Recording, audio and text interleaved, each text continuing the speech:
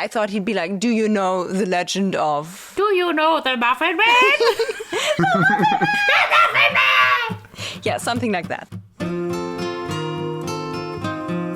You're listening to Getting Fae'd. We, Meike, Lukas, and Lea are reading A Court of Wings and Ruin for the very first time. Today we're covering chapters 2 and 3.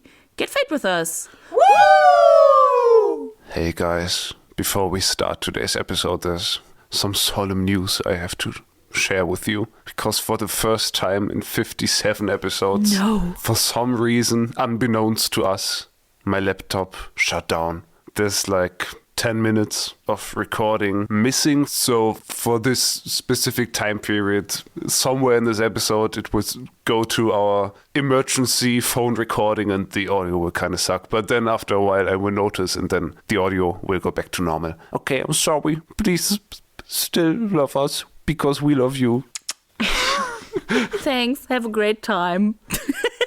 Yeah, how do we start? We didn't talk about this. It's only episode 57. You gotta cut us some slack. We've never done this before. Don't know how to do this. Has it been a while? No. No? It's just Maybe. warm. Yeah, it's warm. Summer is That's coming. nice. Let's talk about the weather. It's always a good conversation starter. So, it's warm. It's moist. Yeah, it's very moist. We are moist. I think we had our first summer thunderstorm. Last night, yes. Yes. Yeah. In May. Fuck climate change. The climate crisis. We must not call it climate change, but the climate crisis. I would rather call it the climate catastrophe. That is also acceptable. Nice. And with that PSA, let's head into the recap. Chapter 1 and the prologue. There was a prologue. Yes, there was a prologue. So the prologue was just Reese. With a spoon. No. Decidedly not. But he was with a sword, maybe, because he was just in a battle. And this was 500 years ago, like 2 years before the wall. Wow. And he searched for Mind-blowing. his bro Cassian because he didn't know if he was in that battle. And yeah, we got some lore about the loyalists. And the fight, Ravenna, And someone like that.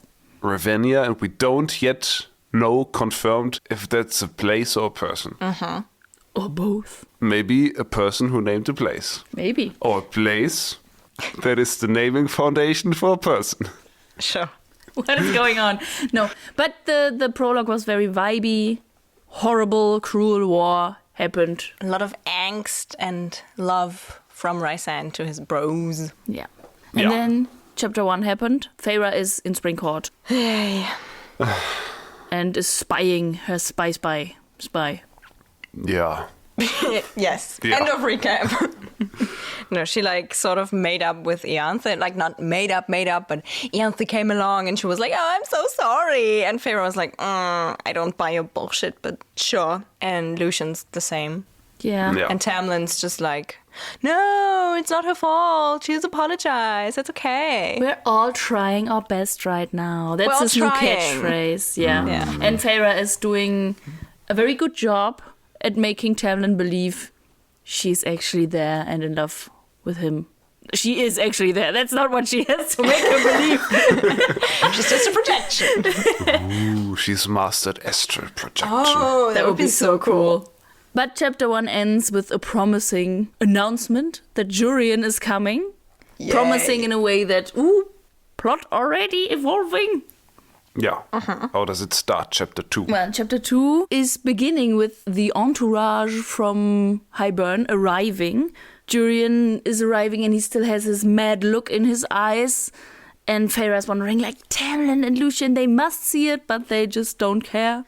And they also don't care that, or don't seem to mind that Hybern is still in the possession of the cauldron. Mm-hmm. And with that power of the cauldron, Hybern could tear the world apart, or at least the wall, which still seems to be his primary objective. But luckily, the power of the cauldron is still kind of drained because it turned Nesta into Lea and Fae. And at this point, I know it's very early, we're just getting into the mood, but will you join me in Conspiracy Corner, please? Oh boy. Do. Conspiracy with Getting Fae'd. I think Feyre mentions in her head that the cauldron is drained by turning Nesta into Lea and Fae. But logically, the cauldron also was supposed to turn like 4 other people Fae. Yes. The like queens. all the queens. And I was just wondering if maybe because the power of the cauldron can drain, maybe it didn't fully work on the queens. That's some prediction that I have. So you think they actually did go into the cauldron that night and did the transformation? Yeah, because they were already approaching it and hissing and shoving. True. And maybe that was the play of the King of Fireburn all along, because he knew, because he doesn't like the queens. Maybe he doesn't want the queens to have that much power. So he just took 2, in his eyes, random girls and was like, I'm gonna drain the power. So it doesn't really work on the queens. And maybe they're kind of hybrid beings now, or even monstrous. So you think the draining is just a natural process of the cauldron? Yeah. Because I was thinking about the fact that at the end of the last book, it was like, after Nesta was turned, it's like, ooh, she took something of the cauldron with her. And maybe that's the reason why its power has been drained. Also a possibility. She pulled the plug. I miss Nesta. Yeah. I want to know what's happening to her. I felt myself longing for Rysand's POV. Like when I turned the page, I was like, oh, I hope it's Rysand's POV. Like it won't be, but I hope it's Rysand's. And then it wasn't. And then chapter 3 also isn't. Yeah. But I hoped. It's not a swift switch back and forth between the POVs. Yeah. And while the cauldron is gathering back its strength, the entourage is here to assess the weak points of the wall. And Feyre, as you said, you were longing for Rysand's POV, and Feyre is like, okay, I have to like tell Rysand my plans. My plans being, I need to find out where they will strike, and I need to find out how long the cauldron will take to gather my strength. I mean, it's not really yet something to tell him, but I guess she wants to tell him her plans to find this out. And for that, she uses the mating bond, and she sends that information toward him. But she hasn't used that form of communication very often because, like, the mating bond smell is still there, and, like, the Spring Court people assume it's there because it's still lingering from when Tamlin forced the mating bond upon her. You mean Rysand? Yes. I'm sorry. The sentence was very confusing because first you said Tamlin and then you said pond. The mating pond. They're just taking a swim in the mating pond. Yeah, that's why she's reeking of Rysand. Nice. Well, the unbroken mating bond still emits a smell, but they assume it will fade at some point. And Feyre knows it will not fade. And at the point when they find that out, I will have to strike. Like, her game is finished. It has to be finished by that point. Yeah. She reckons a couple of weeks or maybe months, and then it has to be done. Yeah. But she has used it once to tell him that she's safe. Only once, which is kind of heartbreaking, but also cute because this one time she talks to him, she uses the moment, I guess, to ask if Cassian and Azriel are okay, which I think is very cute. Like, she tells him she's okay, and then she's like, are they alive? Are they hurt? And Rysand tells her they're alive and healing, which is good that they're alive, but also healing does not mean healed. Yeah. So they're still not well, I guess. Yeah. By the way, coming up later in this episode, I have an awesome prediction. Oh boy. For Cassian's healing process. Let's just say. Okay. Teaser. A little teaser. Stay tuned. So the next day, Jurian and his entourage arrive. He is arriving with 2 Highburn commanders. These commanders are Prince Dagden and Princess Branagh. And they are the nephew and niece of the King of Highburn. How do you feel about their names? Because, you know, at first it's like very funny, 2 Irish named people arriving from Ireland. I mean, Highburn. Did you look up the names? I didn't. I just trusted that you would. Because I was confused who was the princess of them, because I just thought of Kenneth Branagh. And that's what I looked up. I looked up how you were write. Confused. It says prince and princess. Yeah, but I couldn't remember then later, like whenever the names were dropped, who was who. Okay, fair. Yeah, so I looked up like, is Kenneth Branagh, like, is he Irish? And I think he does have Irish roots. And so he's just written with like 2 N, I think. Yeah, and Dagden, then I looked up Dagden, I only found ACOWAR sources, and I was like, very quickly I moved away. I don't think it's Dagden. I would maybe say Dagden. Dagdan. Dagdan. Yeah, I think I say Dagdan too. That sounds too American. I'm Trans Dagdan. I think I just am thinking of, I don't know how you say, like what's the proper name, but this Pokemon, Diglett, Digdy? I think it's Pikachu. No, the thing that's digging in the earth. I don't know Pokemon. Digdy, something like that. And that's just what I think about when I read Prince Dagdan. Dagdan. I for some reason, I had Dagdan in my head. Dagdan and Branagh. Yeah, maybe, I don't know. Two very interesting names. So you looked up the names, Meike. I looked up the names. You know, for Dagdan also only ACOWAR came up, and for Branagh also, like, it's supposed to be like a male name in Irish, but that doesn't matter. And I was about to stop, and then I was like, well, maybe it's like a variation, so I kind of misspelled the names on purpose and tried to look them up, and then I found the Irish god, the Dagda. It's probably pronounced very different, like Irish names are always like spelled William, and then you say Jonathan. But sure, like, I don't know, it has the phonetics behind it, but I don't know what it is, but never mind. So the Dagda is an old Irish god. He's like similar to Odin, which is so like very high ranking. And then it says he's associated with fertility, agriculture, masculinity and strength, blah blah blah blah blah, druidry, magic and wisdom. And I was about to like finish and was like, nah, maybe it's just a name she found interesting, because this doesn't really feel like this prince we meet. Yeah. But then it says that he is usually depicted with like 3 things he carries around. One is a harp, one is a staff with which he can like either turn people alive or dead. Ooh. So this kind of fits like the theme of rebirthing people using the cauldron. And then the third element is a cauldron. Oh. So I was like, oh, maybe this is like where she drew like inspiration. And then I read on, and somewhere far below in like his lore it says blah blah blah blah blah, he's also said to be the husband of the Morrigan. What? No way. That's wild. So yeah, just bringing that into the podcast. I ship them. So I'm not saying I know someone who will be jealous. Right, like I'm not saying I think all of this god thing applies to Dagdan and the character in this book, but I think this is like a place she drew inspiration from, which we know she does, and you know, drawing inspiration from mythical stuff and legends is usual and cool. And I think he's like, you know, where she kind of read about stuff, the cauldron, Morrigan. That's maybe. cool, but I don't think that Morrigan will fall for that dude. Well, I hope not. But maybe if she has her Dark Morrigan arc, she might not like fall for him, but maybe like side with him or something. Yeah, maybe it'd be like an alliance. You know, she's a like very high-ranking daughter. So maybe like forced marriage in a way, like strategic marriage. Yeah. Poor Morrigan.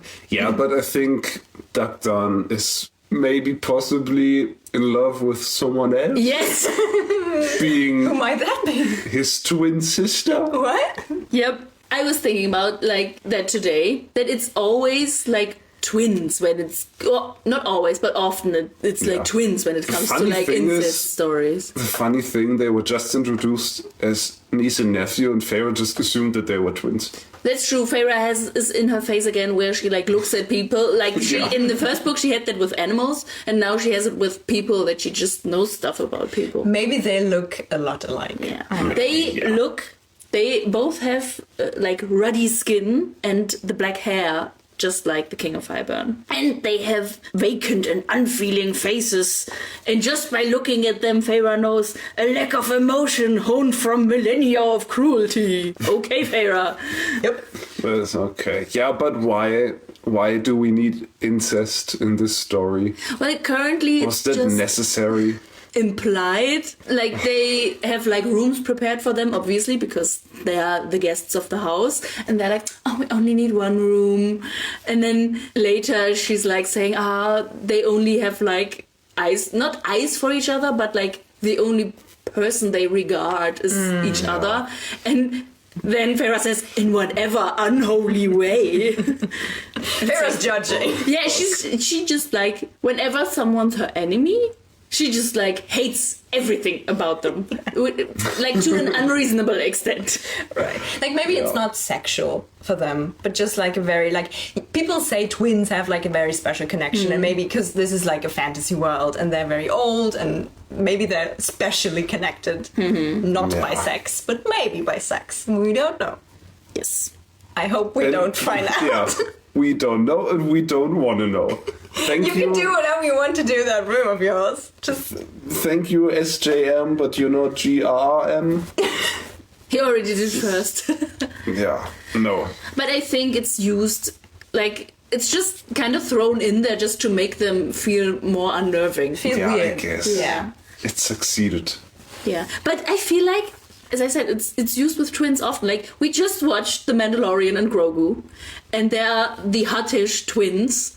All right. And they're like slugs sitting on each other, and it's just kind of incesty vibes in this children's movie. Yeah. At first I thought they were like siamese slugs. They were grown at the tails. But they weren't. No. No, let's maybe not get into this atrocity of a movie. Well, Feyre, obviously, in her is a rage, a fiery rage. Yeah. In gathering, growing, and she uses her cold ice powers to calm that down. And I found that cool that she like could use her powers like internally now. Yeah. Yeah, and whenever Feyre interacts with Jurian, like she's filled with rage and fantasies of revenge and death. And like this is coming up a lot in this book right now, and it's like it's almost bordering on getting annoying for me right now. It's the new painting. Yeah. Revenge is a new painting. Yeah, it's like, okay, Feyre, we get it. But I think it's because this is like the only anger she doesn't have to suppress externally. Like she can be sassy and mean to him because Tamlin and Lucian and everyone knows that Jurian is responsible for hurting her sisters. And, you know, not hurting, but they could have been hurt. So, like, this was a violation. Yeah. Whatever happened. Like, it's hurting in a metaphysical way. Yeah, they exchange quite snide remarks, and I really enjoyed that. Feyre is so funny when she's mean to people. Yeah. Yeah, he's like Great. I don't really remember what exactly Jurian said. He made some snide remarks, and then Feyre replies with like, perhaps if you'd bothered going to war over Miriam, she wouldn't have left you for Draken. It's just like, and I just love how Lucian is next to her and kind of like, funny. I would have said that too. Yeah. But for the most part, she does play or present the meek girl quite well. Mm-hmm. But she like manages to like disguise her sassiness towards Jurian under the guise of I am the lady of this house and this is my home and I'm comfortable here and you will respect me here, and I really enjoyed that. And I think Tamlin enjoyed it too, because he was like, she feels at home. It's a very strategic way of using the word home. Like she's manipulating him in a like such an easy way. Yeah. She's good. I like it. And she's good. At this point, we do learn Feyre's plan, because her plan is to first make Tamlin trust and believe her and in her love for him, and then turn them all against each other. What? And do you think that only includes like Spring Court people, or like all her enemies that are interacting here, like all the Highburn people? Just to everyone. Yeah, they can just all dunk it out on the battlefield. I mean, the more the better, I guess. Yeah. Right? But then we reconvene at dinner, and the twins are communicating with basically no words, and they seem like one soul in two bodies. And that leads Feyre to a conclusion that they might be Demarti.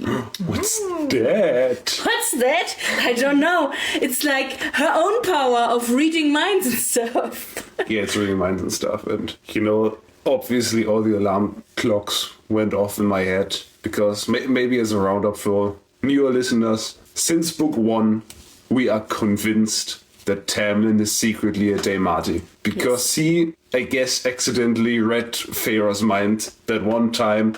In book 1. In book 1. And it has not been confirmed yet, but there were so many hints. And this chapter is not doing anything to confirm or dismantle this theory.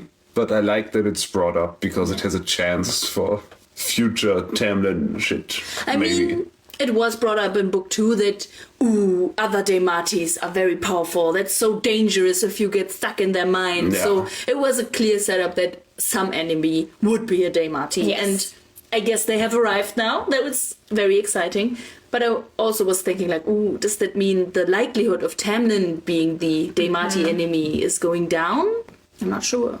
If he isn't a Demati, I'm just... There's so many plot holes. Like, what? Yeah. What is he then? Like, what was that scene in book 1?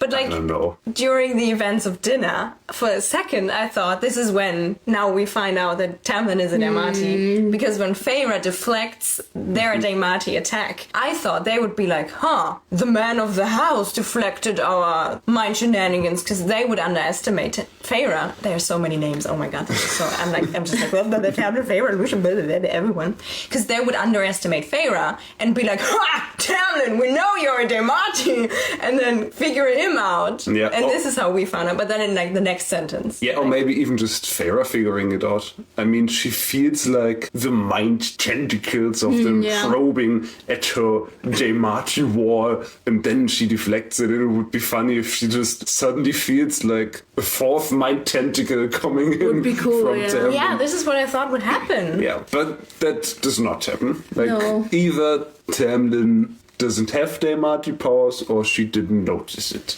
We don't know, but the way she thinks about Lucian and Tamlin is that, like, oh no, they are so vulnerable, they don't know how to protect themselves against it. And the way she thinks about it, maybe I just read what I want to read, but that feels like a setup for Tamlin actually knowing what to do. But that also made me wonder, sorry if this is like a Demati tangent, but do you think people that have no Demati powers in them can still learn to protect themselves against Demati? I think do to think a so. certain extent. I mean, Tarkin had a wall, right? Yeah, right. Like in the book. He's secretly a Demati, I know. You can learn to protect yourself, but you can't do what think Feyre so, does yeah. when she's like reaching out and like Yeah. counter-attacking and stuff like this. Yeah. And probably not protect other people as well. Right. But it might be the reason why Tamlin is so calm about everything and inviting them into their home, because if they are so powerful and ancient, also, like, I just figured they're old because the King of Hybern is old. It doesn't really get mentioned, but I think they're old.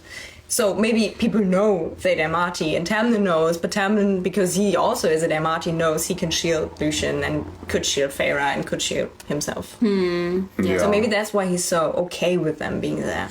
Also, I just really like we just talked about, maybe Tamlin notices, maybe he's just naive. The way it's presented here, he just seems naive, because this power struggle is going on right under his nose, and like Feyre says, everyone suddenly went silent, and he's like, what's going on? And she just goes like, nothing.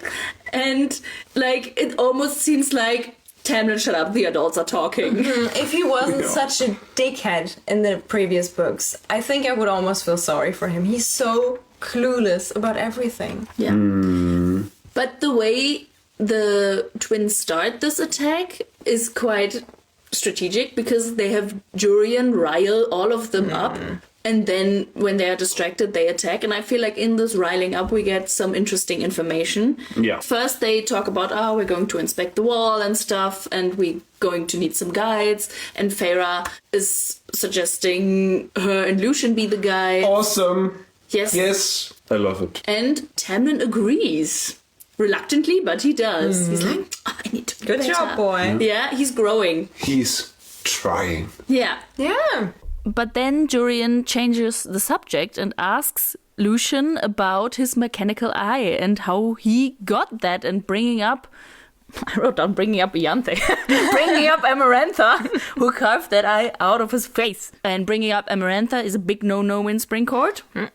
We don't say her name. So the riling up is starting. But then we learn about a friend of Lucian, because he tells us about an old friend from Dawn Court who is a skilled tinkerer and who can blend mechanics and magic. I love her. She's my favorite character. I want to meet her. Yeah. She's so awesome. I She sounds immediately fell awesome. in love. Yeah. That sounds so Same. cool.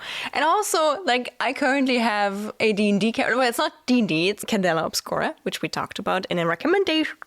Yeah. And my character, he, like, blends magic and mechanics. That's so cool. I was Yeah. very much reminded of him, and I love him, and I think I will love this character. And bringing her up just feels like we're gonna meet her. And I think Also, there's a palace in Dawncourt on the map. right, and I think Dawncourt is already really interesting because it's like this place she got her healing powers from. So they're not just healing, but also like tinkering and using like That's so cool. magic to like improve health. Yeah. I guess, which is awesome. That's so amazing. And this is also where my prediction comes in. Because I want to make a small prediction, and I Okay. call... You've heard it here first. Cassian gets some... Prosthetic wings. Yeah, some Yes. hybrid magic Oh, that's mechanic so wings. cool. Oh Yeah. yes. That's so cool. That's sick. That's sick. I love it. I Yeah. subscribe to it full-heartedly. Yes. I love this prediction. I love this character. Yes. What's her name? Maybe. Salandri. I don't know. That's stupid. I don't like it. Maybe like Hestia. Gwendolyn. Gwendolyn. It has a tingly-ish. Or maybe Thing? Fishy. Why? Because she's an artificer. No. Maybe she's Tinkerbell because she's a tinkerer. Oh. And I do think, like, I don't have such a profound prediction as you have, Lucas, but I do think Well. it's a clear foreshadowing that Feyre will go there probably with Lucian. Yeah. And I think it's more, and it's another sign that Lucian might defect from Tamlin. I mean, listen. Okay. I'm all ears. We've already seen the forest house somewhere in Autumncourt on the map. We had the prediction that maybe they will flee there and seek shelter. And the palace of Dawncourt is exactly north of Yeah. this forest house. Maybe they would just trek through the entire fucking continent. Sounds promising. Yeah. We should write this book. Or we should first read this book to see if maybe our expectations will be fulfilled. I doubt That it. is also agreeable. Well, Jurian goes on with the riling up because he's like, this sexy tinkerer lady, is she competition for your mate? And then he brings up Elaine and degrades Elaine and implies that her quote-unquote worth might have plummeted because he assumes that she basically would have been raped by half of Night Court. It's just so much ick on so many levels. Yeah. And then he implies that when he had fought with the Illyrians in the war, which we heard in the prologue, I feel like now whenever it's recalled to the war, it feels more vivid now that we have the prologue. And now I can imagine Jurian on that battlefield with Rysand. Maybe them not even meeting, but they are involved in the same battle or something. I still think the whole connections are a bit confusing to this point. Amarantha was hated by everyone, but she worked for the King of Highburn, but she betrayed him, so he also doesn't like her. So we all hate Amarantha. But I feel like this betrayal happened after the war. Yes. Yes. And then Rysand and Jurian used to work together. And Tamlin's family was on the other side, fighting for the Fae, and Rysand's family was fighting for the humans. Yeah. And also Lucian's family was fighting for the humans against Tamlin's family and the King of Highburn. But now, Rysand is fighting against the King of Highburn still, but Jurian is working with the King of Highburn now, and Tamlin is still working with the King of Highburn, and Lucian has switched sides over to Tamlin, who is now fighting for the King of Highburn. It's so confusing. I stopped This is listening what halfway happens through, when but yeah. people are ancient. Yeah. Just Alliances are whatever. also, I feel like it puts into perspective how pointless war is. Yeah. I mean, sure, fighting for your freedom is not pointless, so I don't want to disregard that. That's what happened in this war. But, you have allies on this side here, and then you have another war, and suddenly you're fighting with someone you have been friends with now, and yeah. War is bad.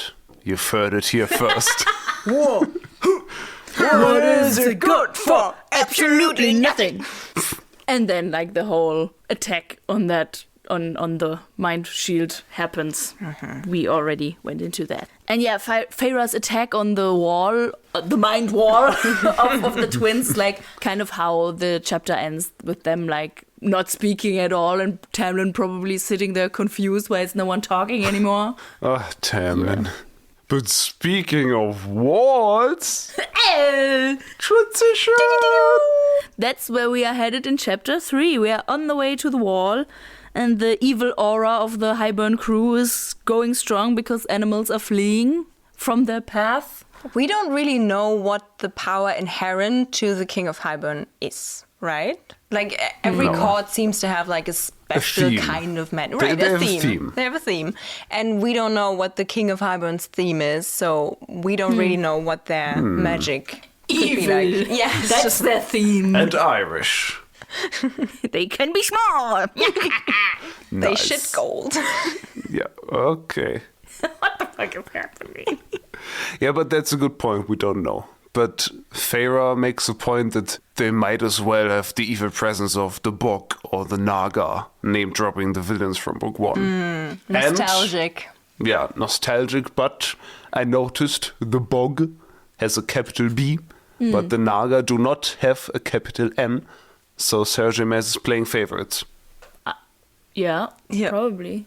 I was just thinking about, like, does that mean one is a name and the other is a group of people? But a group of people would also have a name, so I'm confused now. Me too. I don't know how capitalization, that's not capitalism. I don't know how capitalism works. I don't know how capitalization in the English language works. I mean, it's kind of capitalism because if your word is not capitalized in some letters, that means that all the letters are worth the same. So it's socialism. Yeah. You heard it here first. English language is socialism. No, Nice. because English language still features some... I think Capital it letters. might just be because it's one Bog. Like his name is the Bog. Hello, I'm And Mr. then- Bog. And then we have like the Naga, which is multiple creatures. Yeah, probably. Well, on this ride, Feyre recollects what happened at breakfast, because breakfast was tense. But Tamlin says, it's only because he had a headache. And here is where my prediction comes in. Okay. Because Feyre says, he's only saying that because he's very reluctant to let her go, and that's why he's tense. But then he says, he only has a headache. But I say he is telling the truth. He does have a headache. Because after Feyre defended against the twins, she had a headache. And maybe he was using his Daemati powers. And that is why he also has a headache. Very That's nice. amazing. I like it more than I like what I wrote down because I'm a bit ashamed because I wrote down, I can't believe it, but there is a little cute scene and it involves Tamlin. So I put together the word cute and Tamlin in one sentence. That's too early. But I actually thought it was a bit cute how Feyre was like, well, what's going on? A bit annoyed because she knows, well, he doesn't like that I'm going off on my own, blah, blah, blah, blah, blah. And then Tamlin's like, it's just a headache. And then Lucian comes and just puts her hands on his shoulder and goes like, I'm going to take care of her. Don't worry. And I thought it was actually a bit cute. I think there's a perfectly valid excuse for this cuteness, because this cuteness does not come from Tamlin, but from Lucian. Yes, it comes from Lucian. Okay. So you are excused. Okay, Yeah. thank you. But Lea, I also like what you noted down more than what I wrote down. Because I just said he does not have a headache. He's just covering up for doing Daemati shit. But you had the same point to make, but you actually made sense of it. I'm proud of you. Well, that's how we just go together. Are you Daemati or are you twins? We're not like sure. one soul in two bodies. No, we only have one brain and two bodies. That's enough. One brain cell. Yeah. Two heroes, one brain cell. Yes. Nice. You know what I love about you? You know, when Lukas goes into conspiracy corner, he like puts his hands up into the air, but you don't put your hands up into the air, you put them to your chin, and then you kind of like stroke your imaginary beard. Yeah, I go tentacle beard. I go Davy Jones mode is my thinking mode. So, Lukas, this next scene, I What? thought, were you especially excited about this next scene? What's the next scene? Well, the next scene is when we are up close to the wall. It's funny you should say that, because my notes on the matter are as follows. I guess I just have to live with the wall not being as epic as I want it to be. I wrote down the wall. Remember when we used to get hyped about it? Yeah. It's just a throbbing thing with holes in it. Yeah, so Yeah. it still is invisible. We cannot see it. I mean, we have passed, like, the first time Feyre has passed through the wall, it was, like, not really mentioned. And then she kind of passed the wall several times with Rysand and the crew, and they flew through it. But we only got to know, like, yeah, it feels kind of bad. That's it. And, like, it elaborates a little bit, but not that much. Like, it emits still a very not good feeling. And it can be felt from miles away. An off-putting presence. That's what I wrote down. That's better than hideous. Not good feeling. It is the same hole that Feyre came through. Yay. And it's just big enough for one person. So it's not big enough for the cauldron, question mark? Because I mean, they want to take down the whole wall, so... Yeah, but they have to inspect the wall and look for its weaknesses. So they're specifically inspecting the holes because they're asking about, like, how many other holes, where are they? It needs to be on land for some reason. So I kind of thought, okay, maybe they have to put the cauldron, like, inside the wall. So maybe the cauldron can suck up the wall or something. I just got the gist that this hole does not suffice. Yeah. They have to keep looking. And there's 2 more holes. Yeah. And that's also when, like, because the holes are like a day or a couple of days journey away. And Feyre asks if they can winnow, which is interesting because, like, I think Branagh is kind of like, then Dagdan admits that he is the one who can winnow. So not both. But then we do not learn if Lucien can winnow. But we know that Lucien can winnow. Do we? Did he winnow away? Or did he run away when they encountered him in Night Court? I think Feyre just winnowed away. Yeah, she winnowed away, and then Rysand appeared, and they talked to him, and then... Well, doesn't he winnow in book 1? I feel like he... I don't think so. No? Okay. Like, I'm not sure, but in my mind, like, I don't know if Lucien can winnow. I don't even know if Tamlin can winnow. Oh, no, I think Tamlin can winnow. You think, but you don't know, because it's not confirmed on page. Didn't Tamlin winnow them to Springcourt? From Highburn? It's not stated in the book. No? Well, they say they winnow to Springcourt. Okay. And I don't think Feyre winnowed them. Maybe it was someone else. We don't know. But anyways, I feel like it's interesting that even though they're both so powerful, only one of them could winnow. True. Well, as you said, there are 3 holes, and there's another very important political information that we learn. Because there are more holes on the continent. Maybe Branagh is like a clone. Where does this come from now? Let's go. This is going to be a long-ass episode anyways. Maybe they're not really like twins, but Dagdan was like, I don't know, I need a companion. And then he tried to like make himself a companion. And then he was cloned in the secret cloning facilities of Wintercourt. Correct. I think this is coming what back came to up prediction in book 1. from book 1. I remember. Okay. Yeah, I don't know. I just tried to think about why Branagh might be less powerful than he is. So he tried to make himself again, but it like didn't work. It only worked like in a diminished version. That even though she is apparently less powerful, she is still the dominant one of them because he kind of does everything she tells him to do. Yeah. So maybe she just has a different power. Like maybe they have like the power of one powerful person split up between 2 because they're one person and 2 bodies. Maybe they can like fuse. They're like like the Power Rangers. Twin wolves and Teen Wolf. Yeah, the twins and Teen Wolf. Everything exists in Teen Wolf. I'm so amazed. Yeah, they're like one pair of twins. Two boys, one pair of twins. And then they kind of fuse to a huge werewolf. Yeah. But is that like, it's just a big werewolf? It's not like a wolf with like 6 legs or something? No, it's just one big evil How would thingy. 2 people have 6 legs? I don't know. I was just thinking of like the Power Rangers that make up like a big suit of armor when they merge all together. I don't know. But that is a great theory, Meike. I will put it right on the fridge where we can always see it. No, I feel a bit ashamed about it. No, it might be. Speaking of holes. There's a hole in our fridge? About to talk to you guys about a political revelation. Okay, yeah, go ahead. Sorry for interrupting with my stupid Because they cannot go to the mortal lands where the holes are in the wall because the queens do not control their people. Currently, they have even less control of their people or their lands than Springcourt. Springcourt has few control. I don't know. That was kind of just implied, but so that's interesting. Yeah. And I guess very important intel. Do you think that like, I was thinking, okay, so maybe they did complete their transition, and then maybe their subjects were like, you're not mortal, go away! Don't be our queen anymore.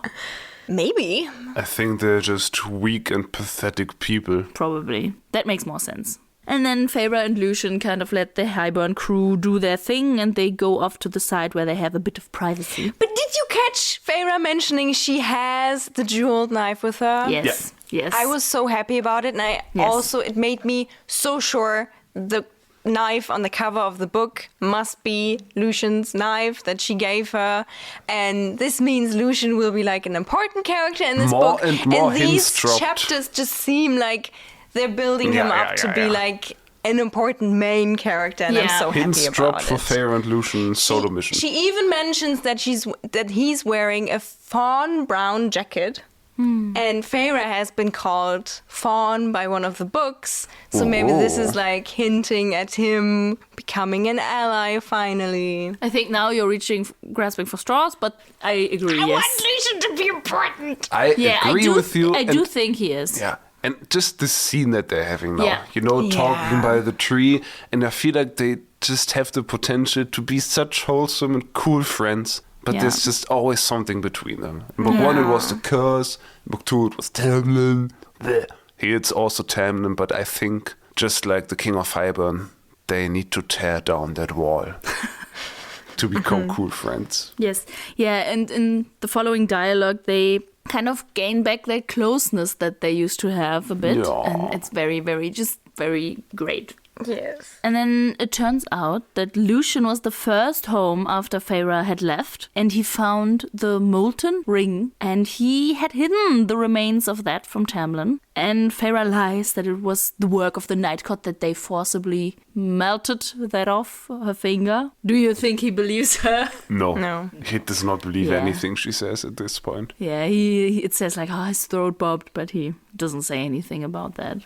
Yeah, I mean, he doesn't believe her ruse. I think she knows that he doesn't believe it.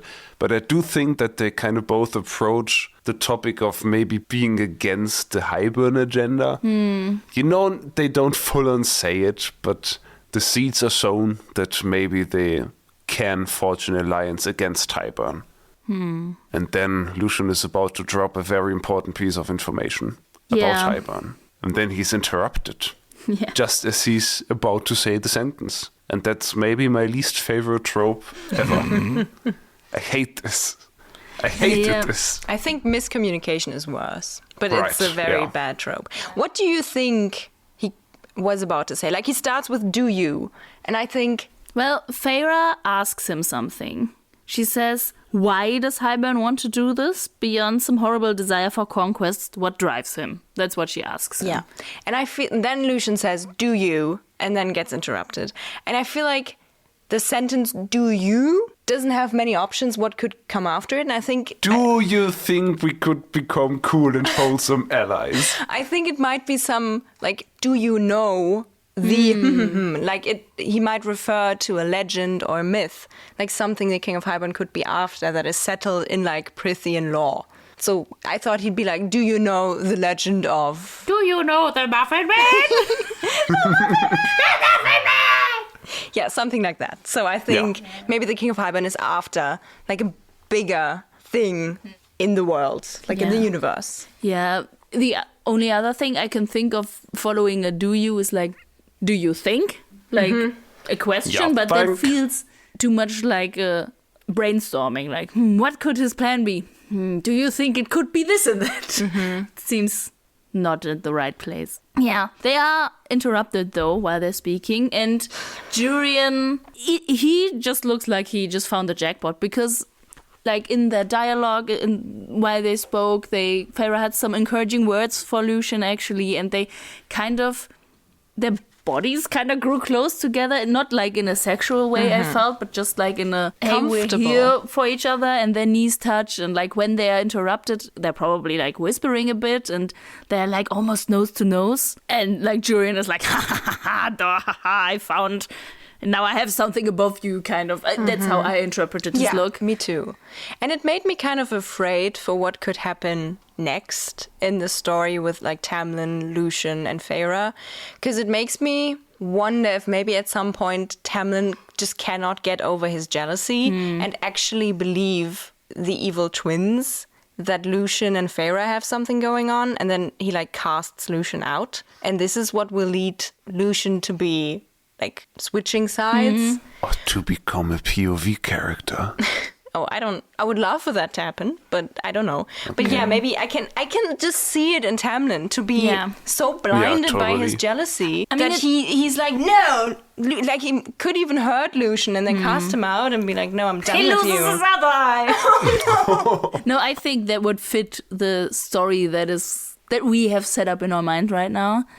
My thoughts kind of went the complete other direction because we learn Feyre's plan of them, like all of them pitting them against each other. If this was maybe kind of part of her plan to like make the Highburn people think like, oh, look, we're here cozying up together. Maybe. And that would like drive a wedge between Tamlin and Lucien. But I don't know. I don't think he would forgive her though. But I think Tamlin's just the kind of guy who, like, Feyre is a possession to him, and someone else being with Feyre is like dirtying that possession, but the possession doesn't have to do anything with it. Like, it's not Feyre's fault because she doesn't have an agenda. I guess, yeah. Like, that's, I don't know. I don't want Tamlin to think that way, but it feels maybe he Tamlin-esque. is growing. Like, I feel like he is really trying to understand Feyre, but that he has to try so much also means that that's not natural to him. So, I don't know. Yeah. Well, apparently the Highburn crew is done with inspecting the hole. And so they return, and when they return, Ianthe is waiting for Lucien and Feyre at the stables. I love Ianthe. She had arrived at breakfast trying to play the ethereal, pious woman, but neither Jurian nor the twins seemed to particularly like or enjoy her. Bonus points for them. Yeah, but I found it curious. Like, the King of Highburn also roped her into his plans, like, way before the others. And now they're like, oh, we all hate you. Maybe they're jealous. But on the other hand, like, at this point, it's like, where Feyre goes like, I think the twins only regard themselves. And so maybe it's just, like, Jurian has his Miriam, the twins have each other. So maybe her powers don't work. But, yeah. Was interesting, yeah. Lucien helps Feyre off her horse, and she thinks it was hard sometimes to remember to hate him. That's such a nice sentence. Yes! I just drew a heart, and it just rekindled my Lucien feelings. Yes, I related to that sentence. He's returning to us. Right. Because he really was an asshole in book 2, and he really disappointed me, but in this book, it's hard to hate him. Yeah. It's really nice to get lovable Lucien back. Yes. Yeah. I think he's a great character. And I think Ianthe is just a device here to get to the topic of what happened between Ianthe and Lucien, but she kind of says, yeah, I want to arrange like a party for our guests and on the summer solstice, and Feyre's like, yeah, let's talk later. And when Ianthe leaves, Lucien is very tense and trembling. And then we finally get to learn what happened between them. And it turns out, when Cal and Meike came along, Tamlin just refused to take part in the ride. How nice? Question mark. He can do that? Apparently. But so Lucien took his place and fulfilled the rite with Ianthe.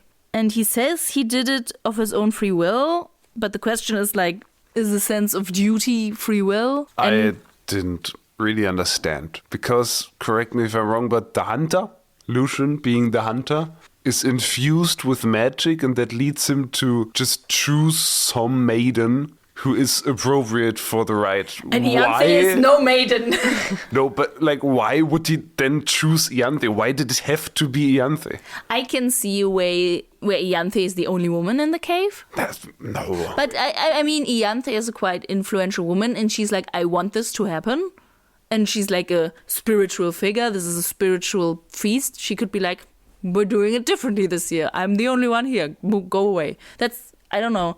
Because how else would it be? Or maybe they had to complete the rite somehow, but maybe they didn't do like a big celebration. Maybe someone just had to bone. I don't know. I think it's just fucked up. I really don't like it. But it's tragicness.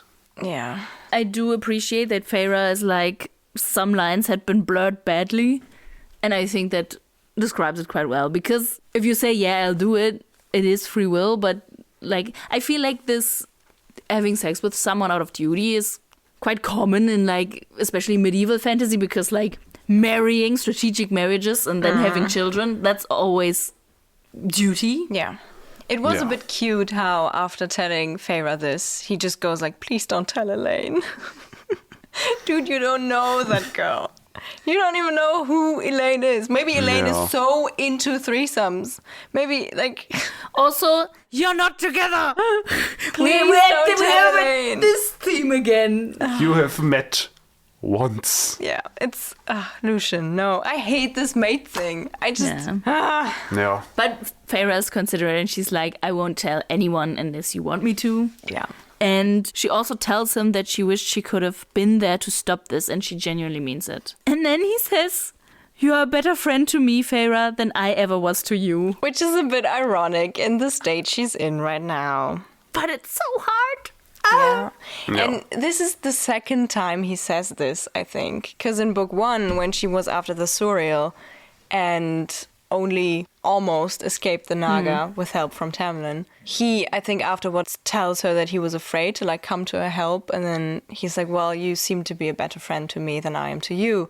And I feel sorry for this and I want to do better. And I think he knows this, that he's really fucking up. And I think they have a very complicated relationship right now because Tamlin has been really bad and the King of Hybern is apparently very evil. But Lucian, he hasn't done something evil or bad yet, and he doesn't really have an evil motive. He is just a good friend to someone who does bad stuff. That is like his problem right now, that he's a friend to Tamlin. Yeah. And this is where there's a break in the chapter, and then when we start again, it's the evening before the solstice party already. And in the last few days, Feyre has attended meetings between the Hybern crew and Spring Court, and they kind of have led nowhere. It turns out they also just want to fish for informations. And Feyre gives them bits and pieces, like about Night Court and stuff, but she makes sure to always include like details that are wrong. And now Feyre is trying to decide on her outfit for the party. And Alice is there with her. Alice is back! I have to admit, I totally forgot about her. And then she appeared again. I was like, oh yes, I like Alice. I really like her. Yeah, I don't know, didn't really assume she wouldn't be there anymore, but to me, it's such like kind of a new start in Spring Court that I almost felt like the old crew wouldn't be there anymore. I don't know. But it was really heartwarming to read her again. My favorite tree woman. Yes. And it turns out she can't really be fooled by Feyre's games because she has noticed that Feyre looks so much healthier than ever. So none of her clothes really fit anymore because they had to be taken in so much because she was starving to death. Yeah. And now Feyre is kind of interested in the clothes she's wearing, and which has never interested her before. And Alice was there when Feyre was taken. So, and she had begged the Morrigan, I love that she says also the Morrigan, to take her away. But she hasn't told anyone about that. So Queen. Yeah. Slayless. So it really seems like she is her ally. Allies. Yeah. And then the only outfit that might fit her is a Night Court outfit that Alice suggested. It's kind of funny. Yeah. And then Alice reveals that she has heard rumors that Rhysand had never laid a finger on anyone innocent. What? And when everyone said that Feyre came back wrong from Night Court, Alice says she came back right. And to further this belief, Alice had heard from her cousin from Summer Court how Feyre and Rhysand visited Adriata, and how happy she was there. Yeah. And this kind of makes Feyre scared, obviously. Yeah. Not kind of, because Alice has always been good to her. But this knowledge obviously makes her a liability. And then she kills her. Honestly, I was starting to fear for Yeah, me Alice. too. Because Feyre has been so wallowing in her thoughts of violence that I can see a progression of the story where she's like, I don't want this, but so much is hanging on this, and she is a liability, and I have to do this, and I have to take her out. Maybe she's gotta chop some wood. Holy shit. But I was like, this could end badly. Oh, But at interesting. least sad. it doesn't end badly in this chapter. Yeah. Yeah. Because Feyre still tries to deny what Alice obviously knows, but Alice assures her, take whatever retribution you desire, but please leave my boys out of it. So Alice is like, girl, you have every right to be angry, just please spare my boys. Valid. And Feyre does stay with her lie, or rather her half-truth, but is sure that Alice understands what she's saying with it. She's like kind of saying, yeah, I just want healing, but it's like healing for the world and stuff. And then Alice offers her an off-white dress representing pureness, which Feyre then accepts and is about to wear for the solstice party. And this is where the chapter ends. Nice. Nice. That is the end of chapter 3. Yabba! I just looked in my book to see if the next chapter is gonna be Rasan POV, You're and such now a I sneak. know, and you don't. Good for you. Yeah. So what do you think? Is it gonna be Rasan POV? No. I'm not gonna tell you because I know. Good. You shouldn't. Well, I feel like we learned a lot. And not a lot. Like a lot of questions we had have been brought up and answered. But also, like, she still hasn't found out that much. Like, what has she found out? They're looking for a hole that fits something. It has to be in Springcourt because political situation in mortal lands are not good. Yeah. Those Yeah. are like the three and like we know about Lucian's friend who Yes. gave him his eye. Yeah. And we have learned what happened between him and Ianthe. So those are like kind of backstory things we didn't know before. Some backstory and a lot of setup. Yeah. I feel like these first episodes of a book are always so long and so full of stuff because we just feel like we have to mention every detail because every detail could be important. Yeah. But I like it. It's so much. Do you So much feel? juice. Do you feel the wind of potential? Yes. The I wind do. of Sure. change of Yeah. new stories I'm not coming as up. hooked as I hoped I would be, but I'm very intrigued by the whole Feyre-Lucian dynamic, and I think That's this my is main really keeping me thing going. Yeah. That's intriguing me as well. Yes. Yeah, I do think that's the main takeaway from these chapters, that it's like, it's bringing good Lucian back. Yes. It's strong. Very Yeah. good. And I think this concludes our chapters and brings us to Recommendation Corner! Did you bring some recommendations, Of course. guys? Yeah. Who wants to start? I can go first because mine, I think, is not as deep or like matters not as much to me as my recommendations sometimes do. But I think Okay. it's something light to lighten up the mood sometimes. I don't know. I want to recommend the new Robbie Williams album. Hey! Monkey called Man! Britpop, and it came out, I think, at the end of last year, maybe at the end of 2025. And I think there's a distinction between good albums and fun albums. And I wouldn't say it's a good album, but it's a very fun album. Like, it's one I listen to when I'm under the shower or like waiting for a train. I'm like, I gotta wait for 20 minutes. Let's just blast some fun songs. And for every American, Robbie Williams is not the dead actor Robin Williams, but the British musician Robbie Williams. Yeah.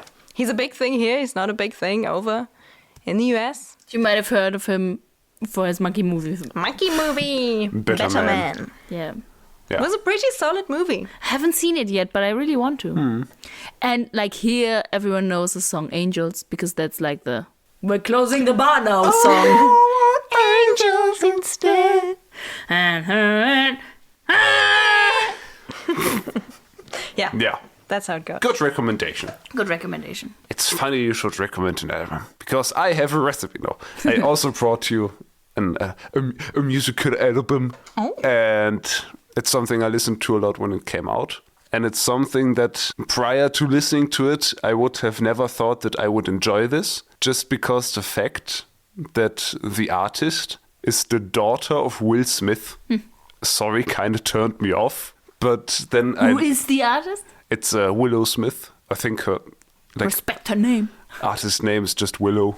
And it's just a cool album. I listen to it a lot. It's called Empathogen. It came out 2 years ago. There's actually a new album that came out this year. And I listened to it once. And I'm not bringing this as a recommendation yet, because her music is very, I want to say, elaborate, with a lot of complicated stuff and jazz influence. And so I need to listen to this album a couple of more times to appreciate it. But the old album, Empathogen, it has some juicy as fuck bass lines. You know, you It's brought nice. a good album, and I brought a fun album. Yeah. Wow. You know, I even want to say that maybe my good album is not a conventionally fun album. No, I wouldn't listen to Because- yours under the shower. Yeah, it is an album that is very sophisticated, and you have to really listen to it to enjoy it fully. But that's my recommendation. Well, I guess my recommendation would be an instance where you could listen to both these albums, maybe. Ooh. Because my recommendation, since the summertime is coming, I want to say, or has already arrived when you listen to this episode. do you want us to listen Willow on one ear and Robbie Williams on the other ear? No. Okay. You can just after one of the other. Okay. Because my recommendation is a day at the public outdoor pool. Because, I don't know, I feel like in the last few summers, I also went to the public outdoor pool. But but I never really spent a whole day there. And it's to take just a day off and be I'm just relaxing and letting everything flow and being there and Get just fries. Yeah. public outdoor pool fries. They are very specific fries. Yeah. And also it's very nostalgic and summer. It's very summer break at home vibes, but spending the whole day at the public pool and just hanging out and having no concerns in life.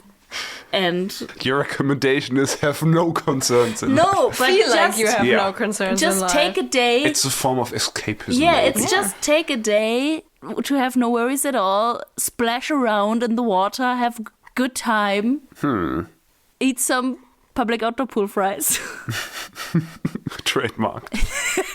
and have a great time. Yeah. That's my recommendation. Have a great summer. Nice. Unless you live in the southern hemisphere. Then you will always also have a summer. At some point. Yeah, but not now. No, not Okay. now.